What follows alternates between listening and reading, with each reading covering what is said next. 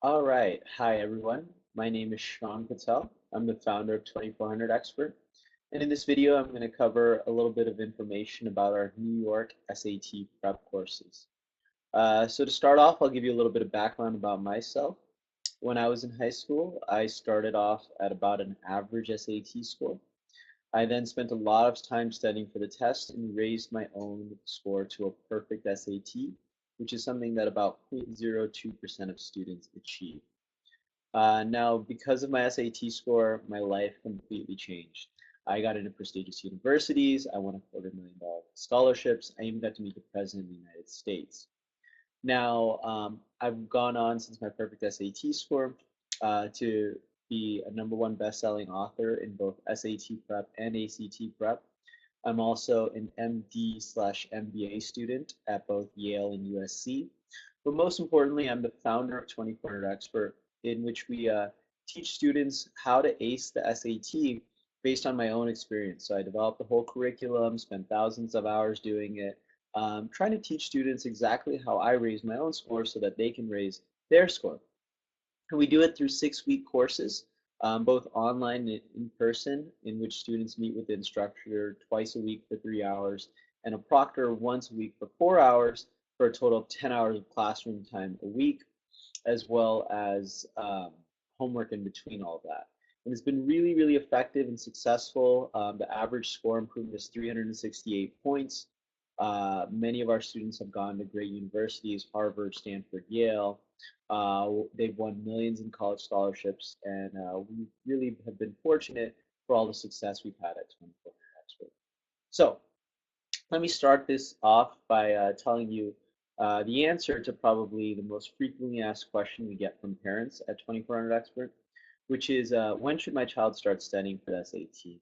So this is a hotly debated question, and my answer is as soon as possible. So a lot of people will tell you, oh, just wait until spring of your junior year or fall of your senior year. And that's what a lot of people do is they wait till that time. And the problem with that is those are some of the busiest times of high school. You think about spring of your junior year is full of AP exams and finals. Fall of your senior year is full of college admissions applications. And what happens is if you try to squeeze in SAT prep during those times, while it's not impossible, it's very difficult, and many students just let SAT prep fall by the wayside. They don't prepare for it, they don't improve their scores, they don't get the scores they need for the colleges they want to go to or the scholarships. They miss out on a lot of scholarships as well. So um, my advice is apply earlier, or not apply, study earlier for the SAT. I personally started studying sophomore year because I wanted to get ready for the PSAT, which occurs October of your junior year. And so it's a good idea to get started well before October of your junior year for that PSAT. And I'll explain why that PSAT is important in just a couple of minutes. Um, in addition, many students take our courses in ninth grade or even eighth grade, and we find that they do very well. Typically, the students that start earlier end up getting the highest SAT scores. They go to the best colleges and they win the most scholarships. In addition, the earlier you start, the more advantage you have because out of the 100 strategies that we teach for math, reading, and writing, I would say 80% of them are not only applicable to the SAT, but also standardized testing in general, as well as to students' high school and English classes. So many students and parents notice that their student does much better in school after they take our course. And so we really try to teach students not only how to study for the SAT or how to get ready for the SAT, but also how to study in general, which is something that most schools don't teach. They expect students to study, but they don't really teach them methods on how to study. So all kinds of benefits, as you can see, of starting earlier. Now, particularly to our New York students in our New York SAT prep course, our courses are held in Chelsea. It's at a location called Synergy Executive Suites. We work out of the conference room there, and so it can seat about 10 students or so. So it's a very small class size with your instructor. And our instructor is awesome, Alexandra Miller. She's total rock star. She scored in the 99th percentile herself on the SAT. I've trained her to teach all of my material in the way that I would teach my own online courses and things like that. So you'll be getting excellent instruction in New York.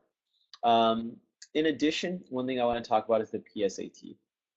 A lot of people don't realize how important the PSAT is. The one reason it really is important is because it can qualify you for national merit. National merit is not only a great accolade to have on your college application when you're applying, but it's also a scholarship worth $2,500 to any college that you want to go to. In addition, many colleges will give national merit scholars an automatic half tuition or full tuition scholarship.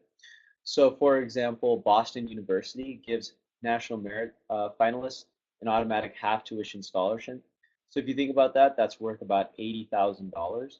So, $80,000 automatic scholarship just for scoring high on this one PSAT test.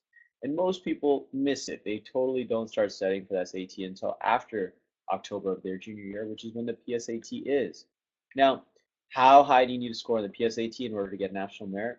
Well, it really depends on the cutoff for your state.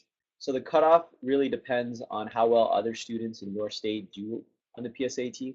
So more competitive states, more academically competitive states will have higher cutoffs. Less academically competitive states will have lower cutoffs.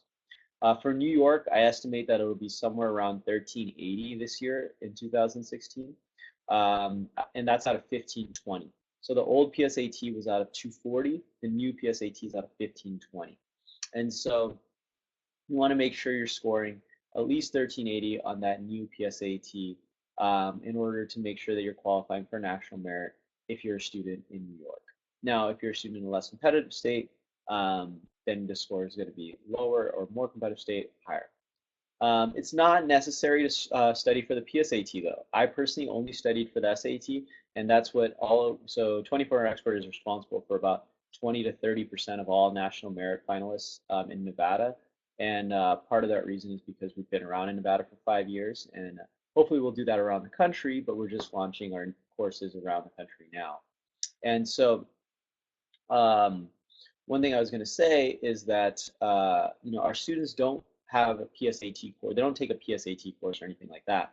Instead, you just study for the SAT. By studying for the SAT, you'll be over prepared for the PSAT because the PSAT is really just an easier version of the SAT. The questions are very similar. However, the PSAT is a shorter test. It doesn't have an essay. The math is easier, but other than that, it's a pretty similar exam. And so if you're ready in studying for the SAT, you'll be ready for the PSAT. One other thing I wanted to discuss related to SAT scores that many people overlook is scholarships. So everyone realizes that a high SAT score can get you into a great college, but what most people don't realize is a high SAT score can also win you many scholarships. So I really took advantage of this in high school. When I was a senior, I applied for 100 scholarships. I ended up winning 20 of them, which amounted to about $250,000 in college scholarships from companies like Coca-Cola, Toyota, McDonald's, Best Buy, Lowe's, all kinds of scholarships. And I really figured out the secret to applying for scholarships, which was to apply for local scholarships, which means scholarships that were open to, I grew up in Las Vegas, so that scholarships that were open to students in Las Vegas or Nevada. The reason for that is because when I applied for those big national scholarships that you find in FastWeb and other big scholarship search engines, I didn't win any of them. And I had a pretty good resume, right? I had a perfect SAT score, I was valedictorian, lots of extracurriculars, etc. But I didn't win the national scholarship. So what I tell students is don't waste your time like I did applying for big national scholarships. Instead, focus on local scholarships that are open to uh, only to students in your city or state. And so one example of a local scholarship for New York students is the BAFTA New York Media Studies Scholarship. So this is for students interested in public relations, marketing, media, etc., right? But the more specific your scholarship and the more unknown your scholarship, the better because the less applicants and the higher chance you have of winning it. So make sure you take advantage of this fact by looking all over Google, your counselor's office, etc., for scholarships open to your local demographic region, right? Or geographic region, I should say. Um, Finally, why should you take our New York SAT prep course in January and February? So those are the courses that are coming up. I really think that students should take these particular courses because they can benefit from the curve of the March 2016 SAT. So the March 2016 SAT will be the first administration of the new version of the SAT.